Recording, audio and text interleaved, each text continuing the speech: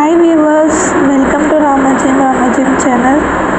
நமது ஆடைகளை எப்படி நீண்ட நாள் வருமாறு பாதுகாப்பது பார்ப்போம். அடிக்கடி பயன்படுத்தும் ஆடைகள் பொதுவாக சிந்தட்டிக் அல்லது காட்டன் ரகங்களாக இருக்கும். இவற்றை கையிலோ வாஷிங் மெஷினிலோ நார்மல் வாஷ் செய்து கொள்ளலாம். சோப்பு தூள், லிக்விட் டிடர்ஜென்ட் போன்றவற்றை அதிகமாக பயன்படுத்துவது என்பது நன்றாக துவைப்பதாக அர்த்தமில்லை. எந்த ரசாயனங்கள் துணிகளின் நூல் இழைகளை பாதிக்கவே செய்யும். எனவே போதுமான அளவு டிடர்ஜென்ட்டை பயன்படுத்துவதே சரி.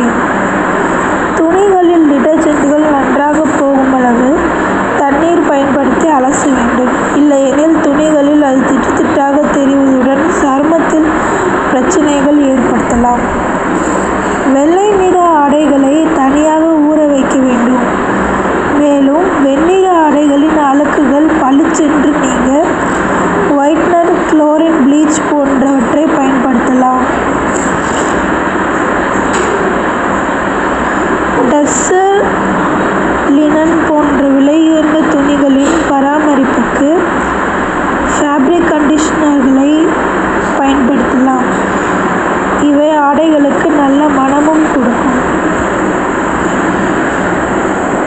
பட்டுப்புடவை, சாஃப்ட் சில்க் புடவைகள் வீட்டிலேயே அலச நினைத்தால் மிக மைல்டு டிடர்ஜென்ட் பயன்படுத்த வேண்டும். இல்லையெனில் புடவையின் மினுமினுப்பு போய்விடும். சில நிமிடங்கள் மட்டுமே ஊற வைக்க வேண்டும். அடித்து துவைக்கவோ கசக்கவோ கூடாது. அலசினால் போதும். ஒவ்வொரு புடவையாக அலச வேண்டும்.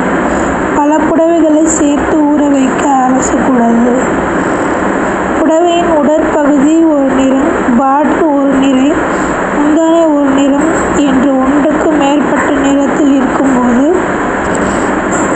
அலசும்போது பார்டர், முந்தானை நிற சாயங்களை புடவையின் உடல் பாகத்தில் கரையாக பட்டுவிடலாம். எனவே பார்டர் பகுதியை தனியாக, முந்தானை பகுதியை தனியாக என்று அலச வேண்டும். நிழலில் உலர்த்தி அயர்ன் செய்து கொள்ளலாம்.